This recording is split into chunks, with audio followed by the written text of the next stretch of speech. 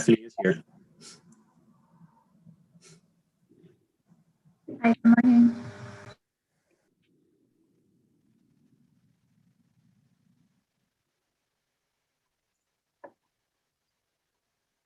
Okay, and we are now live.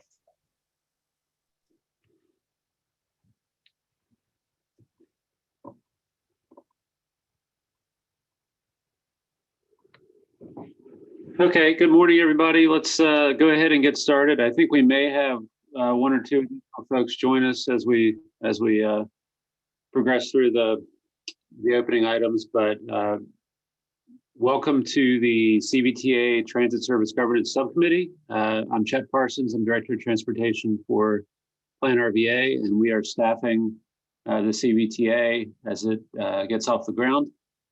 This morning is Friday, April 9th, and it is 11:02, and we'll go ahead and get started with the meeting.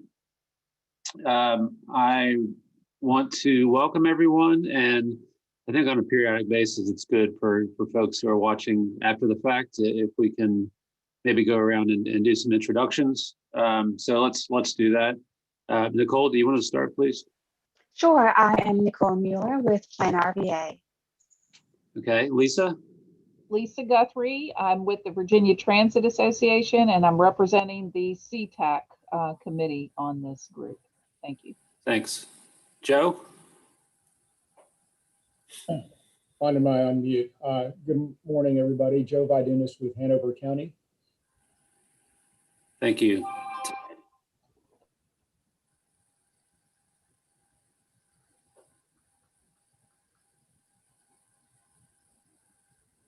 Barb, are you available? Yep. Barb Smith with Chesterfield County Transportation. Thanks. Adrian?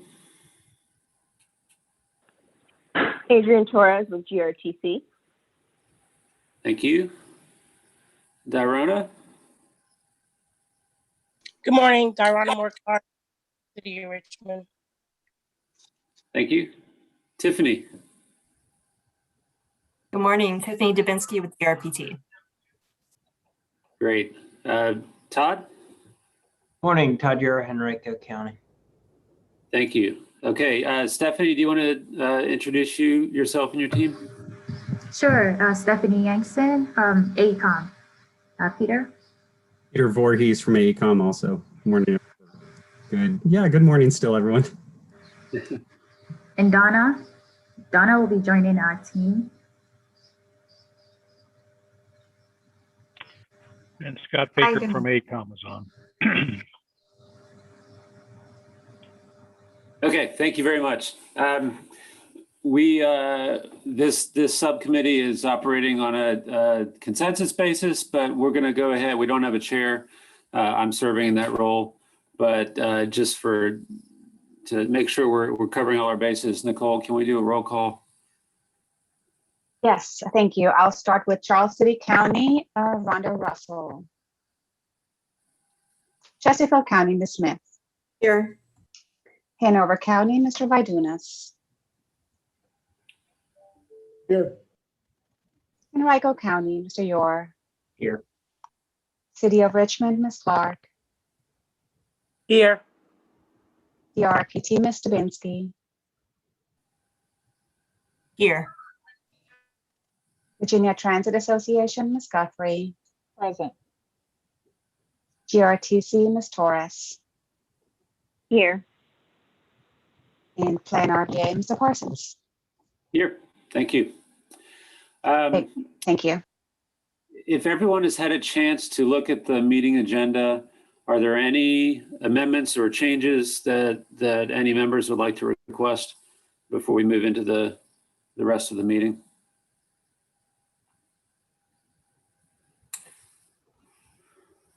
Okay, hearing none, we'll move on for approval of the March 12th, 2021 meeting summary. Unless there are any objections, we will move consensus approval of the minutes. Is there anyone that has any objections or changes that they'd like to make to those minutes?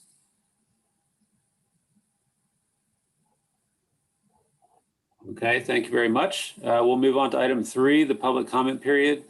Nicole, I'm not aware of any public comments we've received on the transit service governance work. Have you seen anything? No, sir, that's right. We have not received anything. Okay, thank you very much.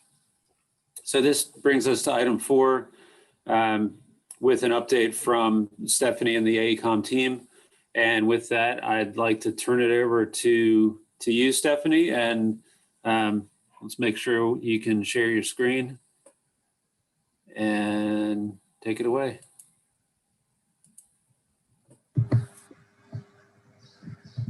Thank you. I'm going to go ahead and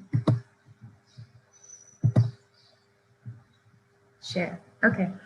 So good morning, everyone. Thanks again for the time to be able to update you on the progress on the transit governance study. As you may already know, this study is looking into the current governance structure of transit in the region. So the objective really is that by the end of the study, we should have some options for potential governance strategies.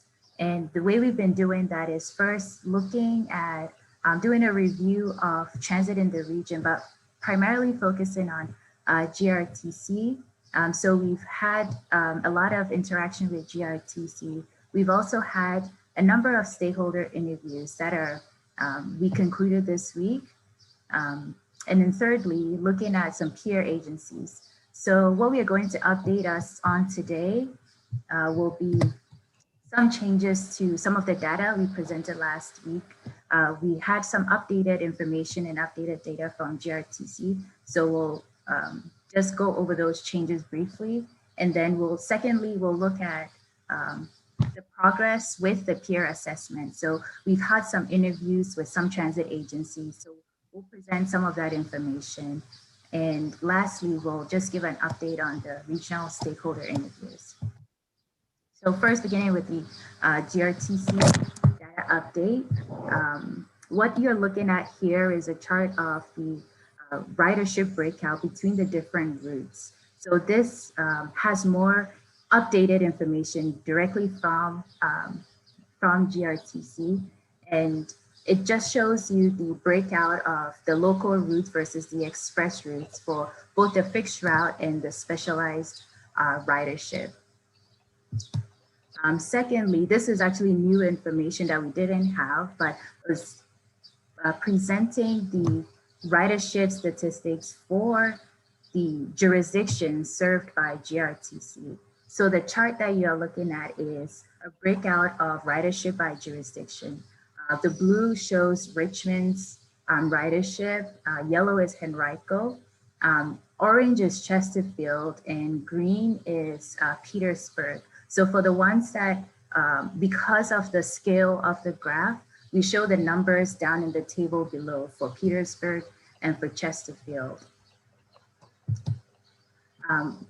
Next is looking at some service statistics. Now we chose to show only FY19 and not FY19 and 20, just because FY19 data would be more typical of throughout the study that we're doing, even with looking at the peer agencies using FY19 data, since there was such fluctuation in FY20 data. So the two charts you're looking at show the total actual revenue miles and hours for the different jurisdictions served by GRTC.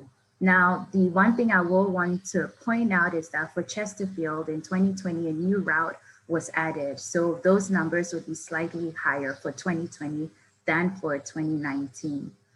But what we can see here is that majority of the ridership and the service is split between Richmond and then second Henrico, and then the other two agencies, the two jurisdictions.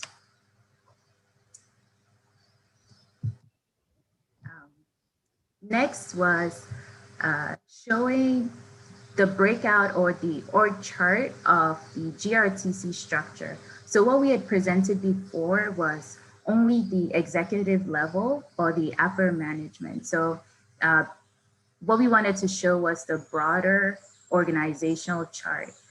What you're looking at here is the the current GRTC board and their interaction with the GRTC stakeholders, so the Chesterfield Board of Supervisors and the Richmond City Council, and how it links to GRTC. This chart here is what we showed earlier, which is the executive leadership that shows the upper level management. But if you look at the entire organization, it's much broader and much more in depth. So this next slide just shows us the breakout of the different components for the agency. So on the farmost left is the operations org chart, which shows the Chief Operating Officer, Cheryl Adams, and then the positions that are beneath her. Next is the finance and administration, and then development. So from this, we can see that GRTC's operations is much broader and very much in depth in terms of the level of detail and the work that is involved in running the agency. So this is just to give us a fuller picture of the org structure for GRTC. Next is the breakout of the sources of local funds. So this is a combination of the fares that comes, the contributions from the municipalities, as well as some other means of directly generating income from the agency, which includes the charter services or advertising revenues. There's also some other programs that is like the pass program, and there's these all combine to give us the sources of local funds. Previously, we didn't break it down, showing the detail of the other directly generated funds. So this is just to give us an idea of where these funds come from. Next, we have some new information to also show. The chart you're looking at is the operations funding sources from the period of 2015 to 2020, and 2021 shows us the projected or the budgeted amounts.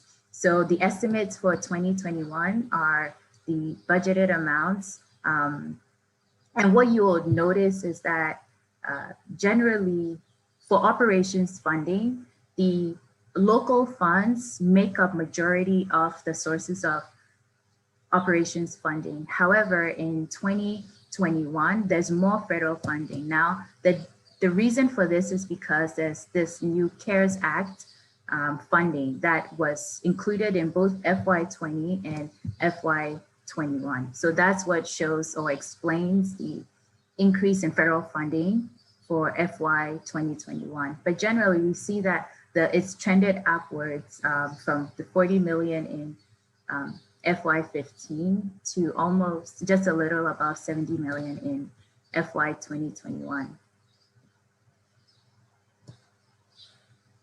Also, for FY 2021, the estimated amount for local funds includes the CVTA, potential CVTA funding. This next chart here is a breakout of the local contributions from the municipalities. So we see here displayed are Henrico, Chesterfield, Richmond, Petersburg, VCU, and other. So the VCU is a contract, but it's still part of the sum that they use for the operating contributions.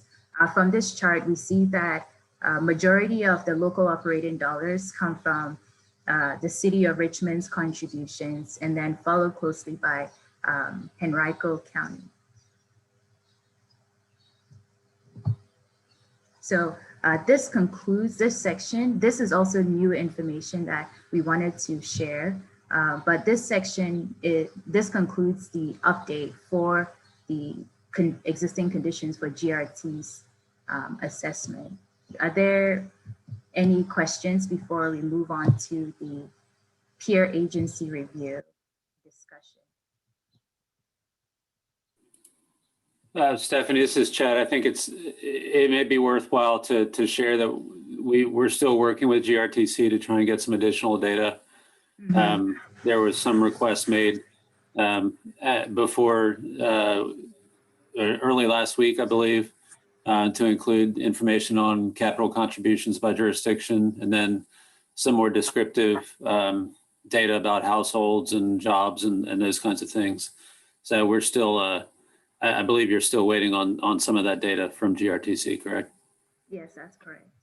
Yeah, so okay, so we'll have a more comprehensive look once that data comes in. Yes. Thank you.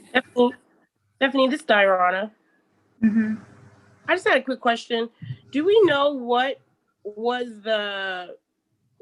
caused the change from the 40 million in 2015 to 70 million in 2021? Yes, so that's the CARES Act funding for the coronavirus relief. Well, yeah, and I thought you were showing funds. cost. Sorry? I said I thought that you showed the operating cost, or was that only, yeah, this, I think it's this slide. Mm-hmm. No. Yeah, so in FY 2021, there's the Coronavirus Relief Act Fund, which is the CARES Act, provides upwards of, it's about 29 million for FY 2021. So that's what This also includes includes the federal portion. And this also includes operating the CVTA dollars added to it. This is operating funding, not necessarily the expenditures, correct? Mm-hmm. Yes, correct. Okay, thank you. There's the sources of revenue, yes. So it includes CVTA and the CARES Act.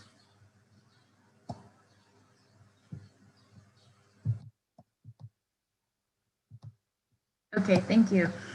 So for the peer study, we were looking at in selecting agencies to review to try to get information on what their governance structures look like and what we can learn from them in applying that to the Richmond region.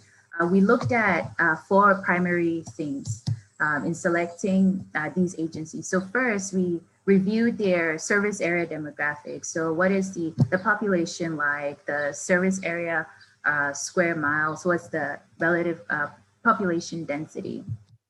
We also looked at factors that will show us the agency characteristics. So factors including the vehicles operated in maximum service, the number of modes operated, number of employees, total operating budget.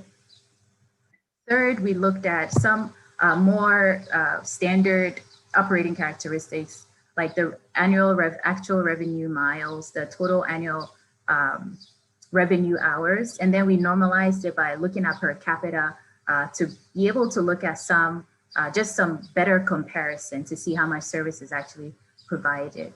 And then lastly, we looked at the governance and funding structure for these agencies. So what is their governance type? What does their board look like? What are the qualifications for board members? How are officers selected? Do they have committees? And how do these committees operate? What are their various roles? So for this, we scheduled like interviews with some of these agencies and had like good discussions with them. So we're happy to share the results with you today. So these are the 4 factors that we focused on in the review. So the agencies that we're looking at are the Hampton Roads Transit HRT here in Virginia. We looked at Via Metro in San Antonio, which is a much bigger agency, but they do have some characteristics that I think we could learn from in terms of their governance structure. We looked at the MTA in Nashville. So Nashville, although it's just the city of Nashville and Davidson County, they do have an RTA in the region. So that was also interesting. We looked at Indigo. Indigo has very similar demographic characteristics to this area, although it still operates in just a single county. Then there's the Rock Region Metro, which is also significantly smaller, but has several stakeholders in their operation. So for today, what we will present on or focus on would be the Hampton Roads via Metro and Nashville MTA. And then subsequently, we'll look at the other two agencies. So what you're looking at here is just some summary statistics for the agencies that we reviewed. In the blue are the agencies, the peer agencies, and in the yellow is looking at GRTC. So what we can see that is clearly, like I mentioned before, Via Metro is a much bigger operation, but they also they also have good governance or characteristics that we could learn from or draw from.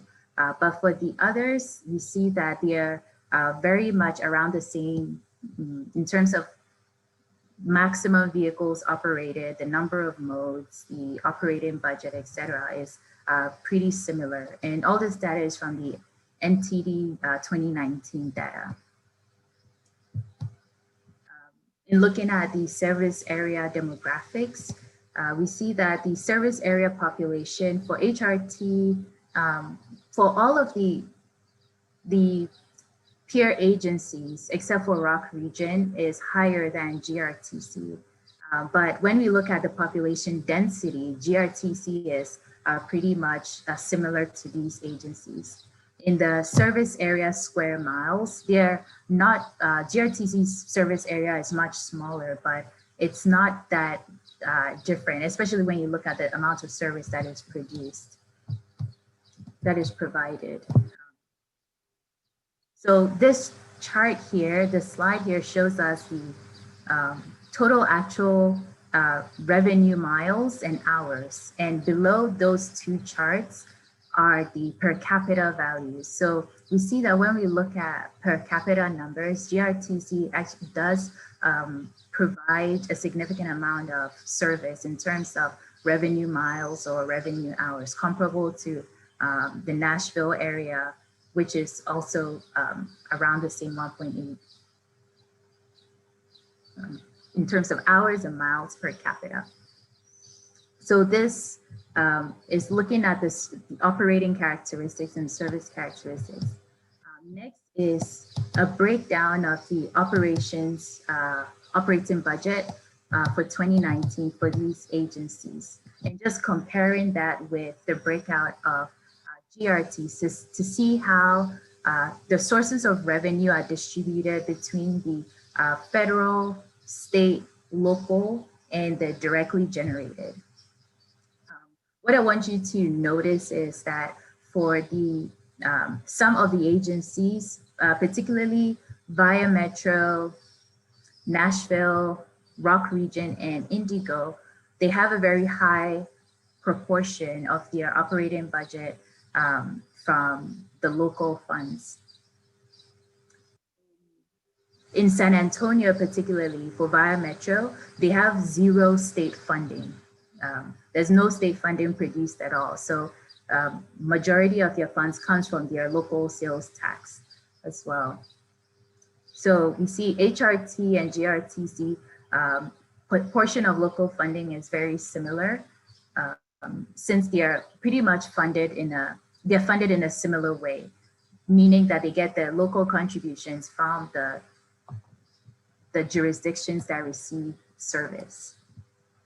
So now that we've seen the comparison across the agencies, we can go into a little bit more detail to discuss what their governance structure looks like. So starting with the HRT, a little background that many of you already know is that HRT, it was a merger of these two existing transit districts that were in the region. So the first one was what was called PenTran, the Peninsula Transit District Commission. And then the second one was the Tidewater Regional Transit. So they were merged in the 90s, in the late 90s, to form this new transit commission, Transportation District Commission, which is the Hampton Roads. And how they operate is under the name of HRT. So the governance type is a district commission, which is provided for in the Virginia Code. But the thing is that they do not have taxation authority. Rather, their funding comes from, on an annual basis, their budgets are reviewed by the jurisdictions that they serve. So just some quick facts about HRT, which you may already have seen. The service area characteristics, in terms of their population area is pretty large. They serve about 1.1 million residents in their service area, which covers about 432 square miles. They operate 6 modes, and their operating budget is about 96 million, on an annual basis. Now, this is 2019 data. The jurisdictions are made up of 7 different cities that form this district commission.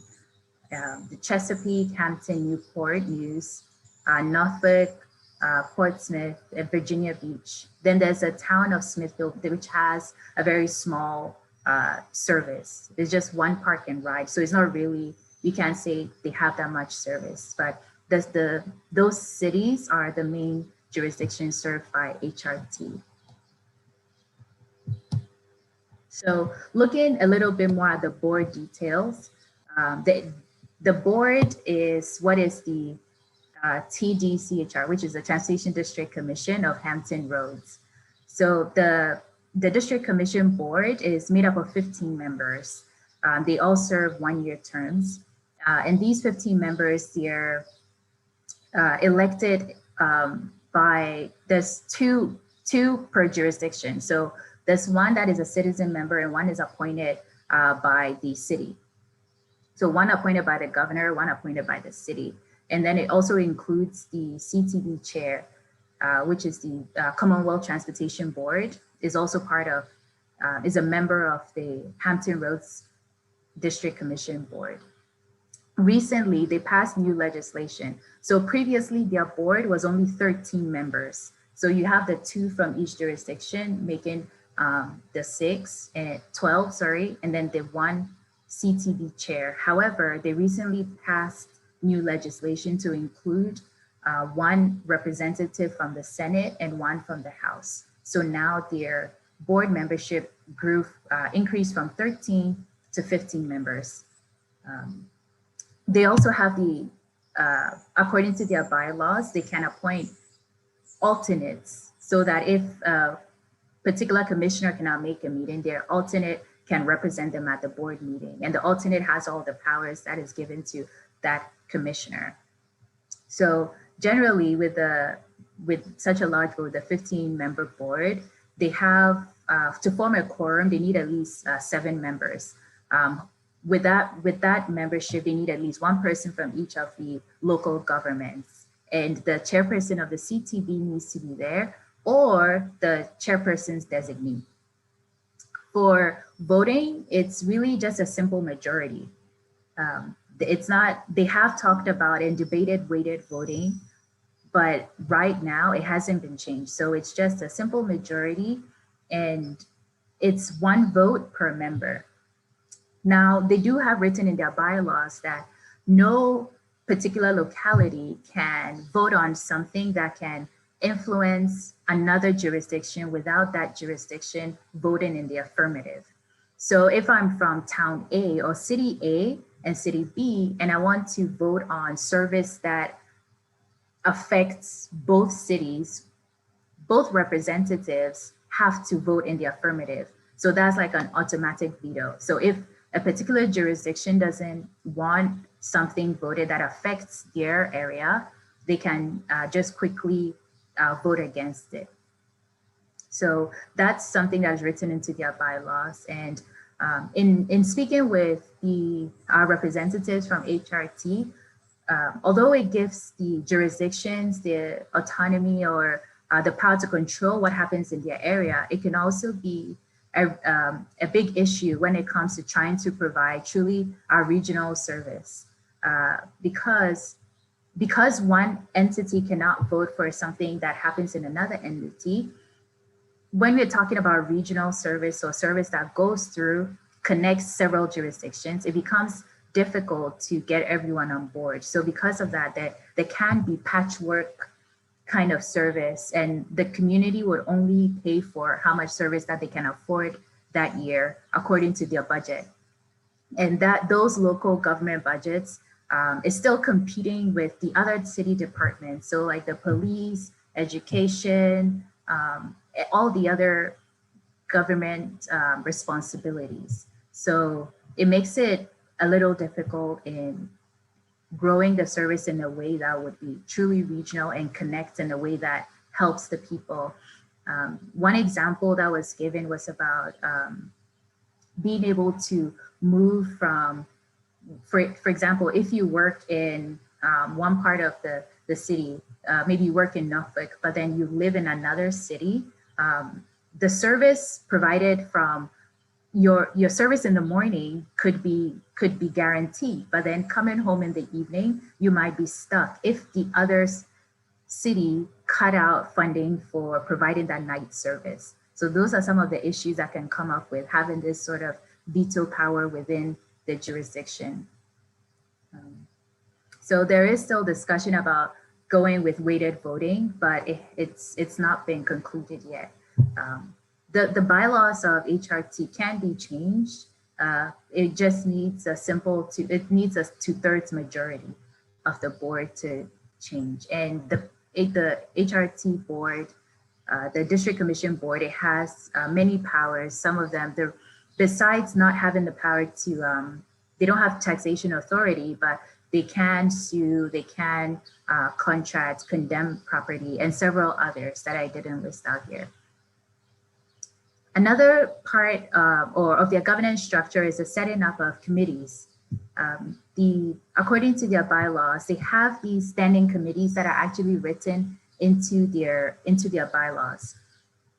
And these committees are staffed or by the chair. So the chair nominates who gets to be on what board. The committees are purely advisory in nature. They don't act on behalf of the commission, although the members of the commission are the ones that are on the committee. So each commissioner serves on at least two committees, sorry. And that way they're able to have all of these committees.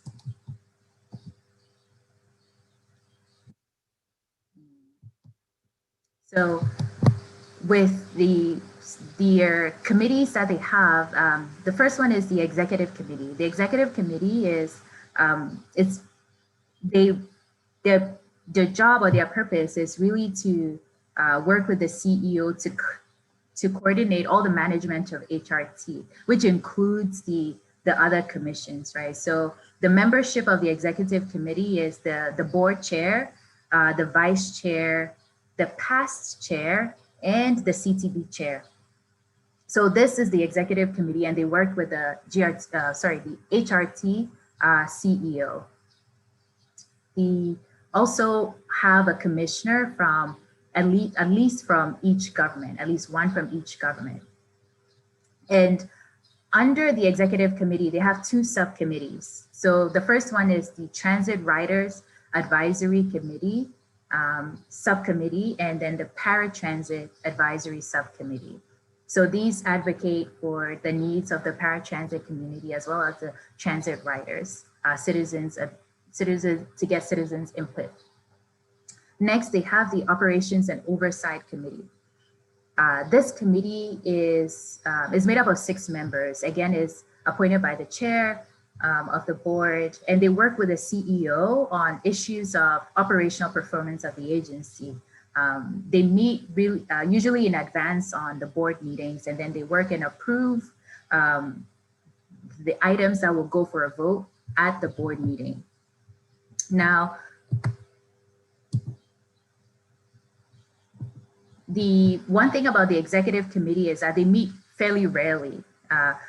They nominate they appoint the CEO, they talk about issues of like hiring, the salary, and they also confirm the next chair for the board. Now, this historically has just been on a rotation basis from one jurisdiction to another, serves as the chair of the board.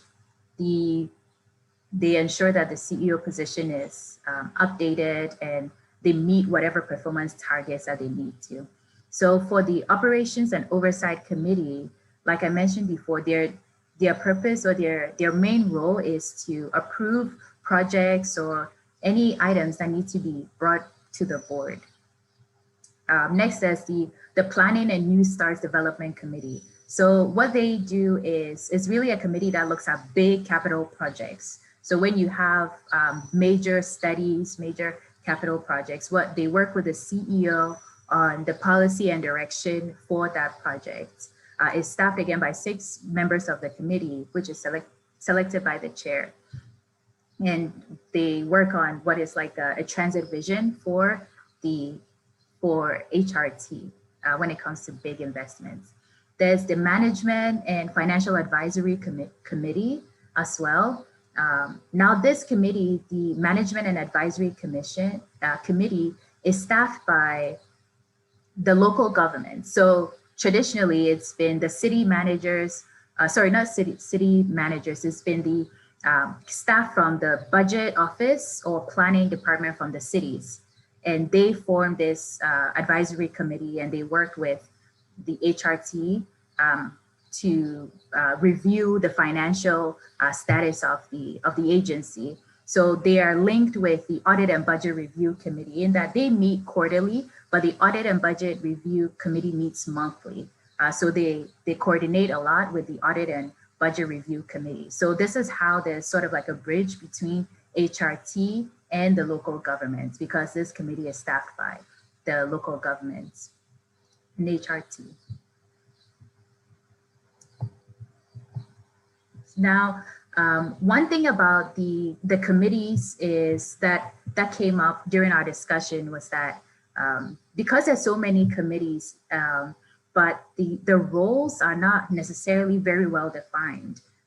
There are not really strict borders on what the purview of what they should be looking at is. So what happens then is there's a lot of sometimes just repetitive information that the HRT staff have to keep doing. So one example could be multiple presentations to various committees, right? Because their mandate or their role is not been very well defined. So there's a lot of creep into areas that should really be covered by another committee. So one thing to note is if there's any thought of like committees, it really needs to be detailed and very prescriptive in what the committee's purview should be, so that there isn't that burden of having multiple meetings, like staff members having to present every other month or every other week or so just to another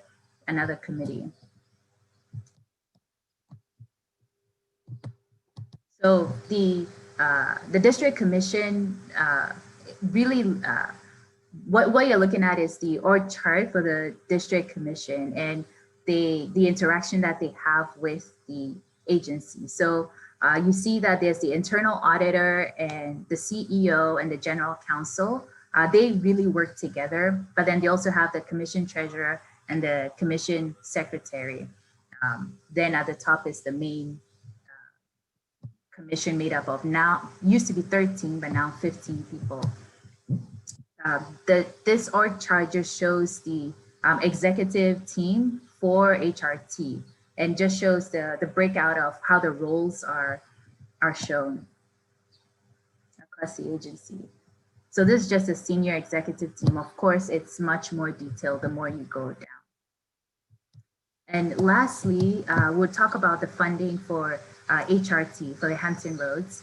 So the way they have their funding set up is that for their revenue for operating funding, it comes from federal, state, and local sources, including fares and directly generated. For the local funding, they have a cost allocation agreement that is determined annually. So their budget is prepared annually and is presented to the local government. So it's similar to how GRTC runs right now. But then the issue with that is having to annually, there is really no guarantee. If in 1 year, a particular jurisdiction may be having issues or funding problems, they can decide to reduce service in a particular section. So it really is an annual thing. Every single year, they have to get funding from the local governments. And again, like I said, a commission cannot impose service on another city unless that city votes to affirm it. So according to their cost allocation, they share administrative expensive equally. And then after taking out whatever revenues come in, which is the federal or state sources, the rest is shared according to the percentage of service hours that is received by each jurisdiction. This really ends our summary for HRT, and I'll move on now to the next agency. But are there any questions before I proceed?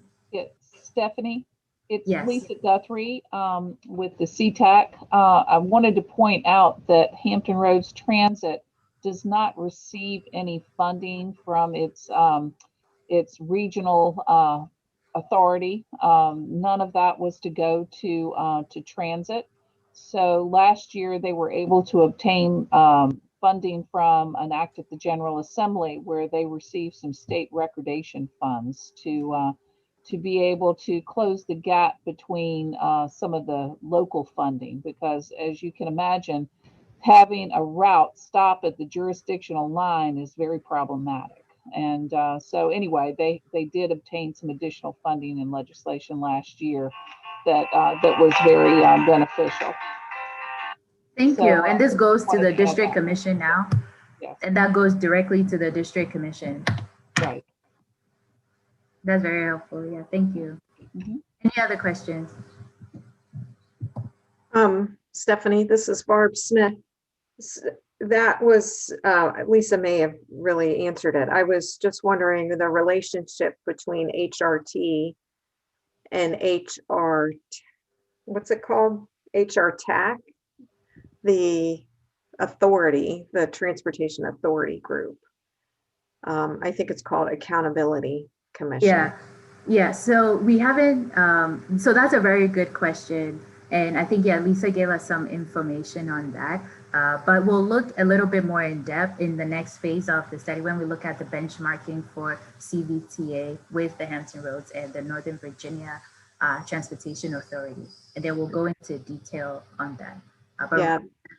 All right. This has been very informative because I've been very confused about HR. I haven't figured out Hampton Roads. So this was great. Another question I had, which may be something to look into, maybe you already know it, is what is the benefit of a transportation district over a transportation authority? Like, what are the pros and cons between those two things? Yes. So that's another question that we'll be answering. If we go to my next step slides, that's actually one of the tasks that we'll be looking at what are the definitions and what are the powers that it gives versus looking at what an authority can do. So we'll do that comparison. But I think on just a general level, if I can't see, but if anyone wanted to comment, maybe Scott, if you had anything to say, particularly about the commission versus the authority. No, I don't have that calculated in state law yet. I mean, those are general terms that are used around the country, but the real issue is what does Virginia state law provide for each? Yeah, certainly. So we'll look into that in the next phase. Okay, so next is Via Metro in San Antonio. So Via Metro is a very large agency. They are an authority under Texas state law. They do have a sales tax that they operate on. It's a sales and use tax that they operate on. But the interesting thing is that they also have another source of local funds, which is from a transportation district. So they have the tax from the authority, but they also have this 1/8 cent from a transportation district, which is called the Advanced Transportation District. So the Advanced Transportation District is, the funding is supposed to go to Via Metro, which is for transit for the city of San Antonio and also for Texas DOT. So it's all transportation, but of that amount, they get 1/8 of the total amount. So it's half of the quarter cent sales tax. So 50% of the quarter cent tax for the ATD, 50% of that goes to transit. So that really helps with having those two sources of funding, which is the general half cent tax, as well as the ATD tax. So Via Metro, they run on a budget of about $200 million per year, $242 million per year. So it's a very big operation. They cover about 1,000 square miles for their service area. And it is made up of 14 cities. So the city of San Antonio, definitely, but then it also includes the unincorporated parts of Bexar County. So together, they serve about 14 cities that make up Via Metro's service area, sorry.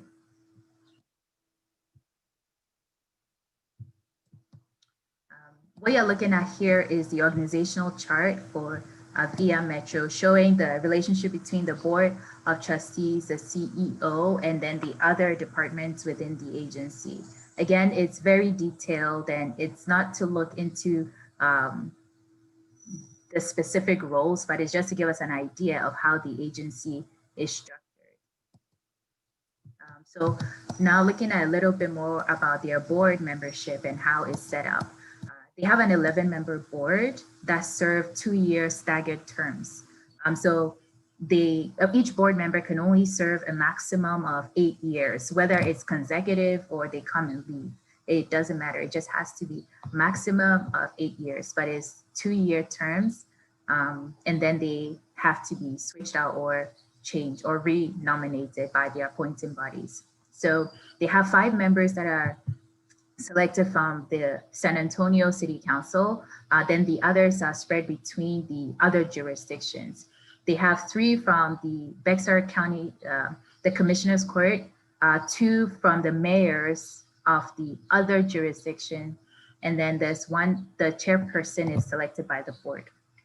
They do have, I think like most boards, transit boards, they do have a fiduciary responsibility because they are operating or they are governing a public entity. So they are really viewed as separate and like a single entity that work for whatever is the best policy for the agency.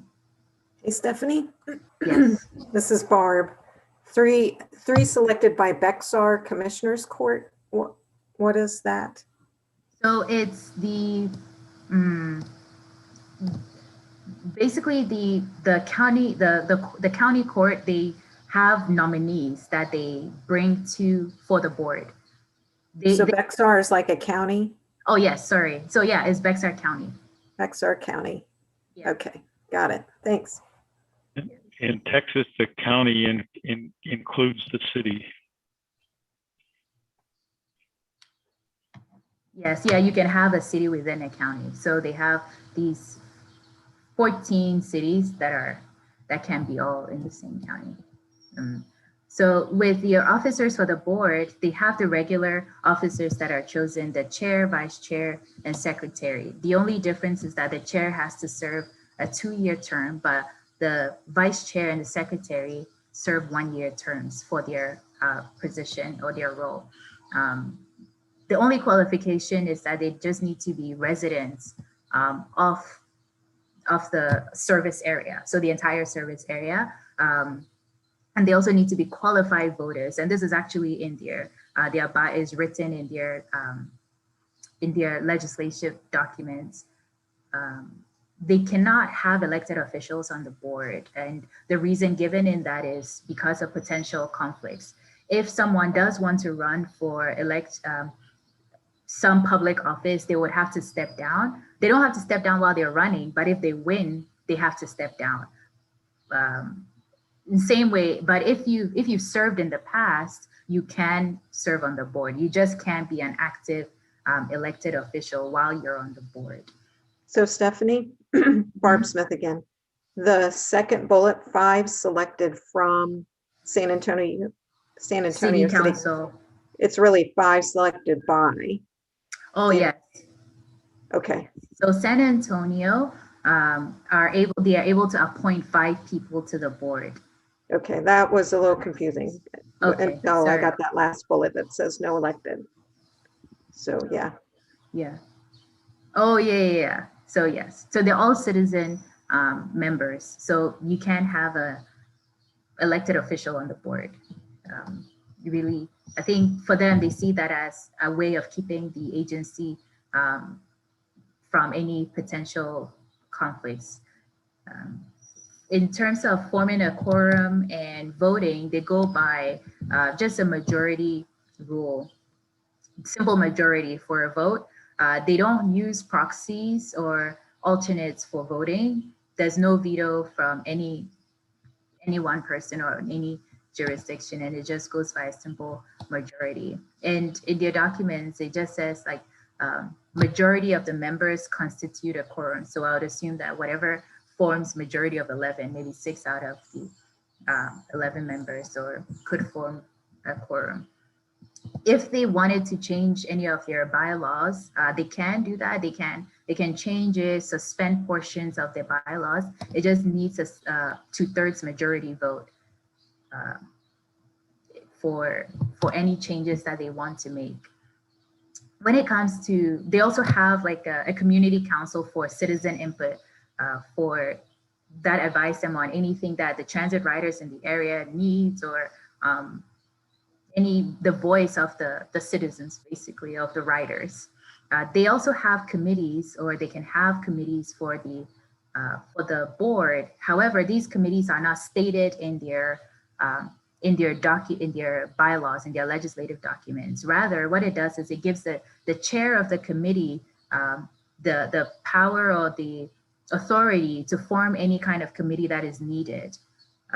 However, they do need to have input from what is the executive committee. So it's only the executive committee and the nominated committee that are, I would say, standing committees. Anything else can be put together by the chair of the board. And their committees don't have to be only staffed by members of the current board. It can include people that are not even on the board. It just is left to the discretion of the chair of the board and with the advice of the executive committee. Now, the executive committee is made up of the chair, the vice chair, the secretary of the board, and 2 other members of the board.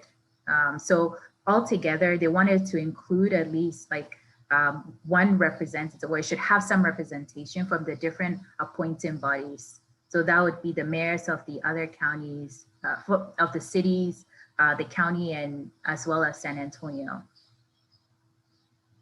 The second standing committee, which is the only 2 committees, the second one is the nominating committee, which is appointed by the executive board, and their role is to select positions, select candidates for the board elections.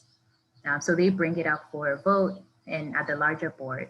So that's really it when it comes to the existing committees. Like many authorities, they have broad powers for impose a local sales tax, which they do. They can have eminent domain, or any other type of tax, except for like an ad valorem tax. For that, they need further approval. But for their application process to want to be on the board, it really is very simple. They go through like what it was described, like you put in an application or your resume, then you have really quick, like 5-minute interviews. It's very high level, but really they try to focus on the resume of the person and the geographic distribution to make sure that they can have good representation for the board. And so, like I said before, for the county, is really up to the judges and the 4 commissioners. So for Via Metro, looking at their breakout of of funding, they have zero state funding. In some cases, they may, in the past, they have had some state funds, but they cannot have any state money go for their transit services. So they rely heavily on their local funding, which forms about 72 or 73% for their operating budget. And then the rest is from their federal funds and from other directly generated sources. So for like I mentioned before, the MTA tax and the ATD tax together is more than, is almost like 3/4 of their funding sources. Stephanie, this is Barb. So on this pie chart, the yellow part is sales tax. Yes, it's both the MTA tax and the ATD tax. Yeah, okay, so I'd relabel that where it says local and call it sales tax, or, you know, something so it relates to the right side of the screen. Oh, okay, yeah. Yeah, Stephanie, this is Diana. Yeah, I think, and I know you noted it by saying it, that sales tax, but the distinction in that entity generating the sales tax themselves versus the sales tax that the localities collect. Is that, let me see. So VIA themselves have that they levy on their jurisdiction, correct or no? So that's a 1/2 cent tax? Specifically for VIA. Yes. And is that done? And so they take that off of each localities. I'm just trying to make sure it's clear that, I mean, how, because it's pretty much a dedicated funding source. It's a dedicated funding source that goes only to transit, which is paid by, is levied on the members of their jurisdiction. So all 14 jurisdictions pay this 1/2 cent tax. Okay. This is Barb again. Something that's interesting about this, and I'm wondering if you all see it as an issue, is the board overseeing how these taxes are spent are non-elected officials. You know, and you pointed out the reason behind that is to make sure there's no conflict of interest, or but at the same time, there's no representation. So someone could say, you've collected my taxes and you're spending it this way, and I don't have a way of voting these people off of this board. I don't like how they're spending my money because they're not elected. So is that, I would like you all to weigh in on that as a potential issue. And I have a quick question. Chet, I see that we're just about at noon here. Do you have a recommendation for the schedule for the rest of the meeting here? No, I think that as long as folks are engaged and want to hang around, this is a great conversation. So let's keep it rolling. Okay. Does anyone that's on the line need to excuse themselves? I mean, we can certainly try and address any questions if folks do need to leave, but I think we can, I'm perfectly fine continuing.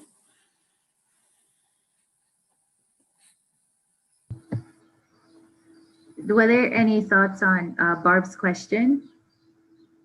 Stephanie, it's Diana. Yeah, I mean, I would think that some of our leadership may have, you know, if this structure was a recommendation, that it being no active elected official may be, you know, a problem when it comes to the utilization of the funds. But again, you know, I'm waiting to see.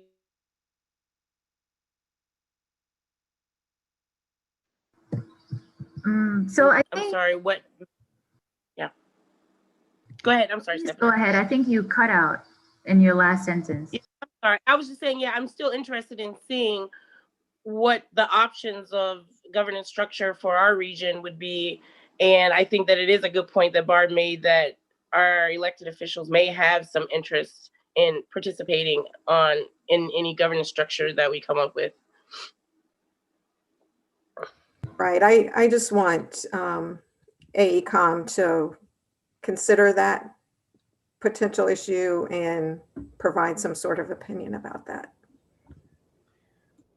This is Todd. So to Barb's point, and I'll remind the group here, because some were not part of the TPO at the time, but as far as part of one of the federal reviews, FHWA recommended that the TPO only have elected officials on it and remove technical staff, in part for that reason. So I'm wondering if FTA has any guidelines or policies with respect to governance of transit agencies and use of tax dollars if there's not elected representation on the boards.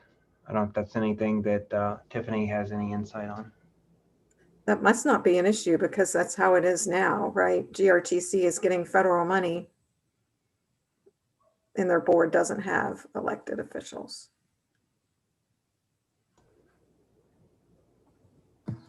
True. So I think in the case of VIA, because the board members are appointed by elected officials to say, and they do have the option of switching them out if they think there's any kind of, if there isn't enough accountability or enough transparency in the way that the fund is being spent. They do have that power because they are the appointing bodies. Which is kind of interesting because that, in a way, it makes you wonder how independently, if the positive is that there's no conflict of interest by having the citizen people on the board. But at the same time, if they're being kind of influenced or steered by the electeds behind the scenes, it just seems yeah. So I think the thing is, I wouldn't say that they don't shut down the voice of their appointed bodies. They certainly would take it into consideration, but at the end of the day, they would say that they were put there to just make sure that the system is run in the best way possible for the citizens. So it would be on the appointed bodies to nominate or put the right people on the board that could do a very good job since they have that power. But I think it's very interesting, like you said, that there's tax dollars, but they don't have elected officials. But I think for the way the system is run and is set up, and it works for them now. Actually, just last year in November, the ATD, the Advanced Transportation District Tax, was reauthorized again. So the people in the service area, they have a positive view of their transit agency. And we can say that the fact that they voted for that tax again, for it to be reauthorized, could be an indication of the way the service is run. Okay, all right. So if there are no more questions here, I'll quickly go through some of the other information that we have so that we don't take too long. So in the rest of the agencies that I'll present, I think I'll just go into Nashville and then we can table the rest for our next meeting. But for Nashville, sorry. For Nashville, the information that I'll provide is just a general broad info. For Nashville, and then for Indigo and for our Rock region, I'll just give the basic overview statistics, and then the detailed information will be in our next meeting. But For the interesting thing about Nashville is that they have the MTA, which is accountable to the city. So as the city of Nashville set up their MTA, they also have an RTA. And then there are other smaller agencies in the region, but about 95% of the transit service is provided by MTA and the RTA. So the MTA was set up by the city and the RTA was set up by the state. So the RTA is a regional body, and it's made up of the members from rural communities, suburban and urban communities. So very broad. And what they do is they provide more of like commuter services, or what you would call maybe some sort of regional service for the area. And MTA provides the main backbone of transit in the city of Nashville.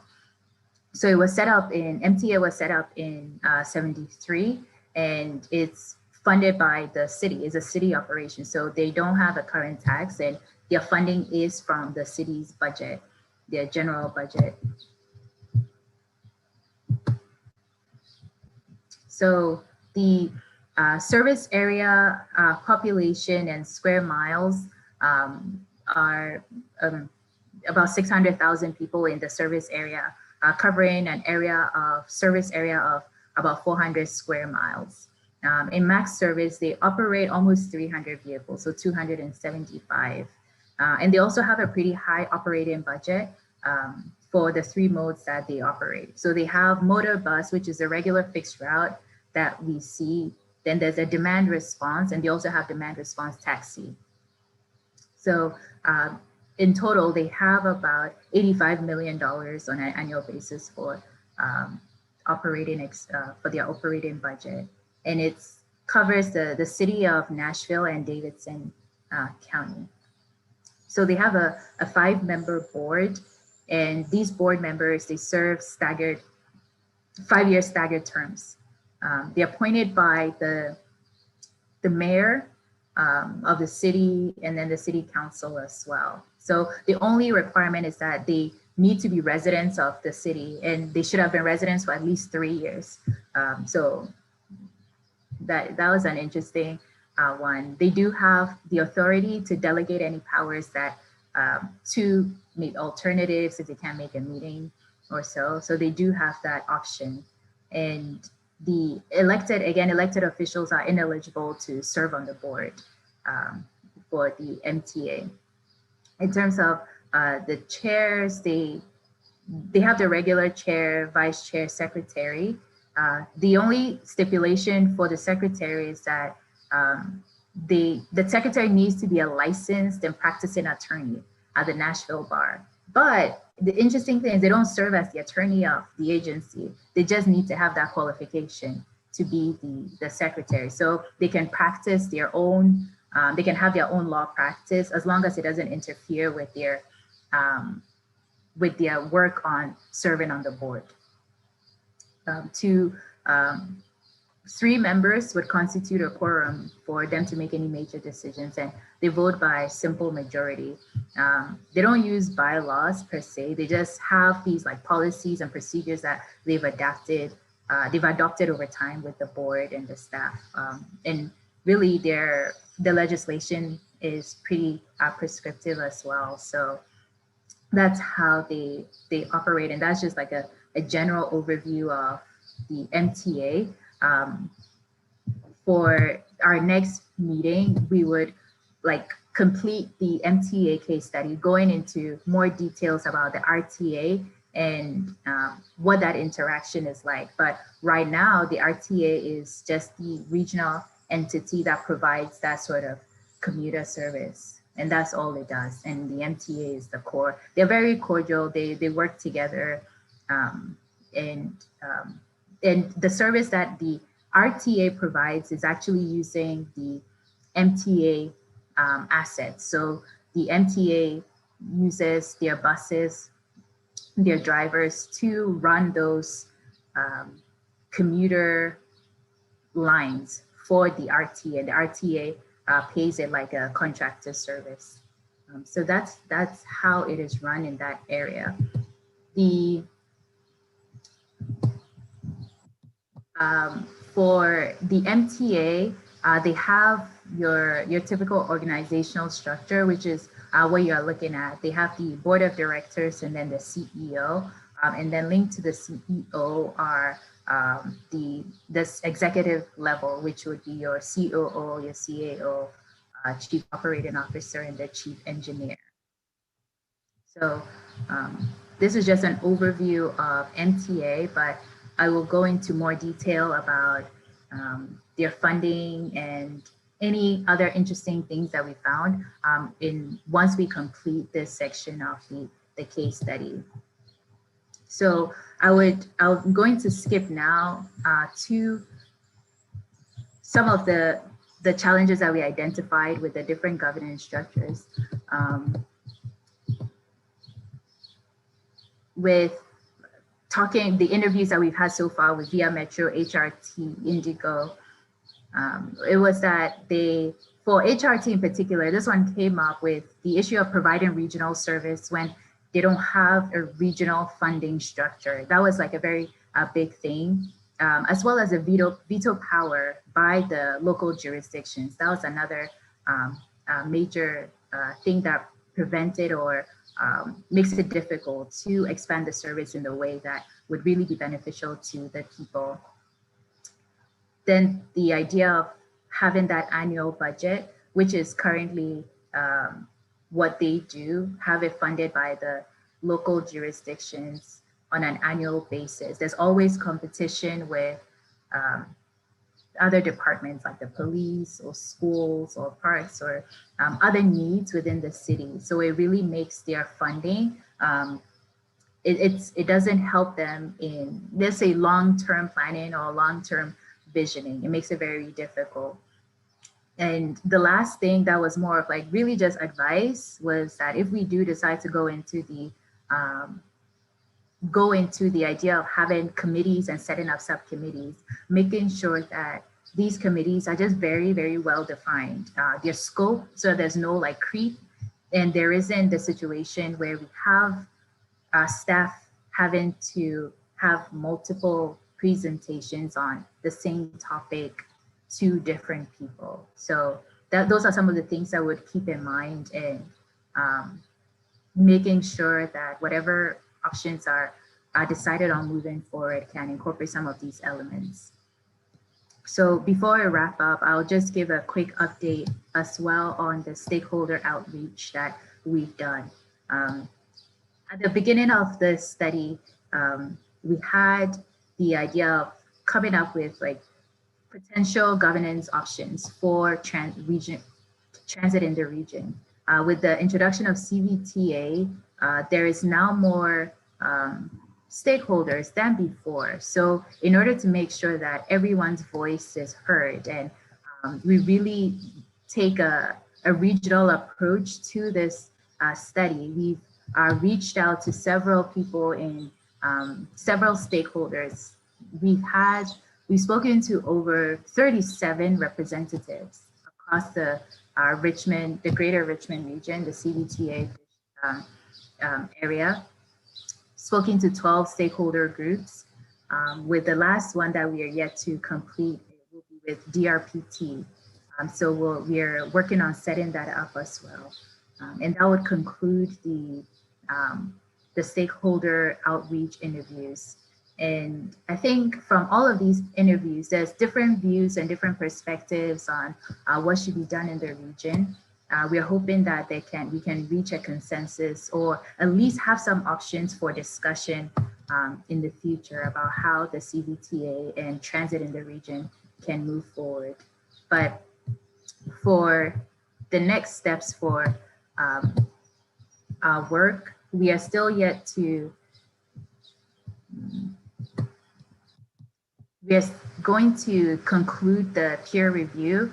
That is finalized, that for Rock Region, Indigo, and the RTA for Nashville.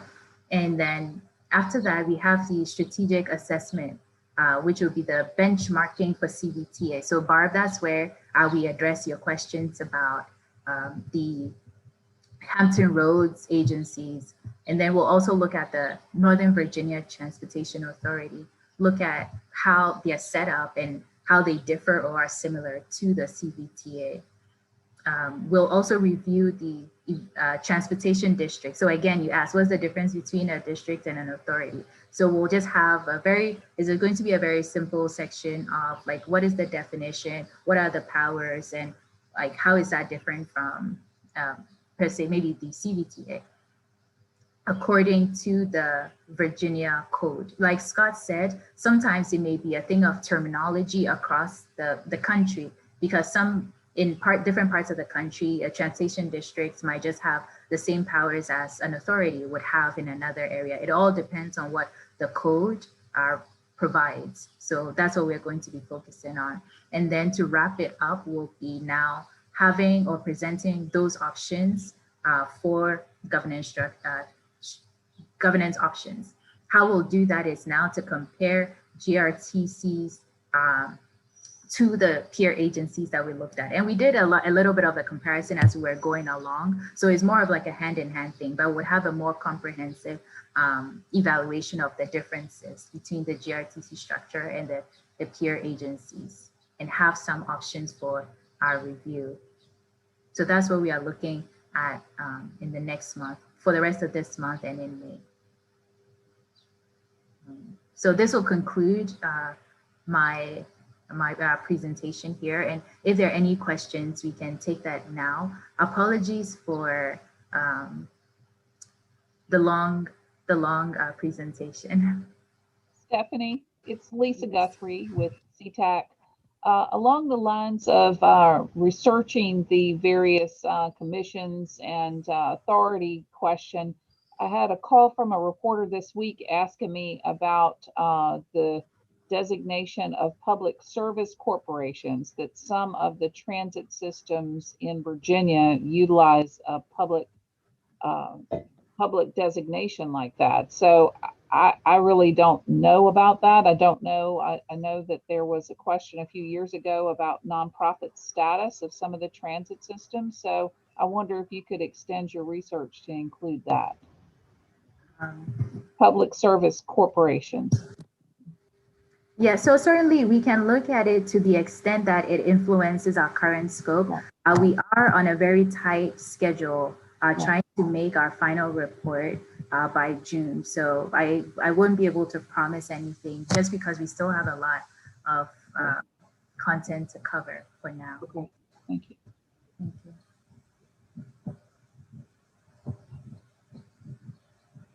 Any other comments or questions? Stephanie, this is Joe Videnis. I have a question on the agenda, and I apologize if I missed this, but there was an item that said changes to phase 1 reporting. Did we go over that, or what is that item? Yeah, so that was the first section of my presentation. There were a few slides of updated information that we received from GRTC. Phase 1 just referring to the scope of work, phase scope of work, or is phase 1's a... Oh, okay, so phase 1, the task 1.1 for this study was the assessment of, it was a review of existing conditions for GRTC. Oh, good enough. I understand now. I was confusing it with perhaps something else. Okay. That phase 1 was actually some type of technical item, but I understand.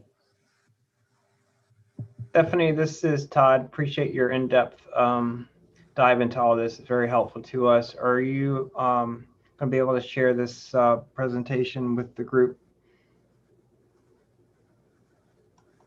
Mr. Ure, the presentation is going to be stored on YouTube in perpetuity. But yeah, we can certainly make sure that the slides are available too, if that once AECOM makes any necessary changes that might need to be done.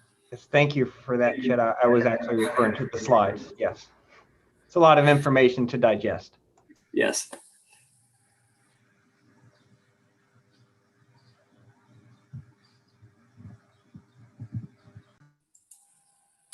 Okay, well, if no one else has other questions or comments, the last thing on the agenda is just general member comments. if there's anything related to the study or otherwise that anybody wants to share, this is a good time to do that.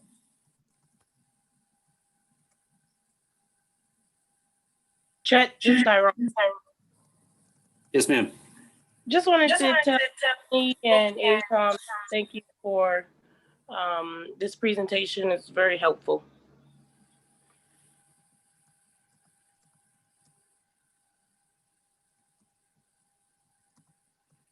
Thank you very much. We are, yeah, we're excited about getting the report into the hands of the people that have requested it and making sure that that we're covering everything we need to. So I appreciate everyone's commitment to doing this and serving on yet another subcommittee. This is, I think it's been really helpful, and I hope that it's been an asset to the consultant team as they're starting to put things together. I don't know, let's see. I don't know when our next meeting is. Does anyone know that offhand? Chad, it'll be on April the 23rd. Okay, so April 23rd will be our next meeting, and we will look to get another update at that point in terms of progress report and where things stand. At some point soon, we will need to start looking at agendas for CVTA review, TAC and authority, and making sure that we are covering all our bases in terms of getting the report finalized by the end of June. So that is coming up, and be on the lookout for that. But otherwise, we will reconvene on the 23rd and continue this discussion. Thanks, everybody. Thank you. Have a good weekend. Thanks very much. Thank you. Yeah. Bye.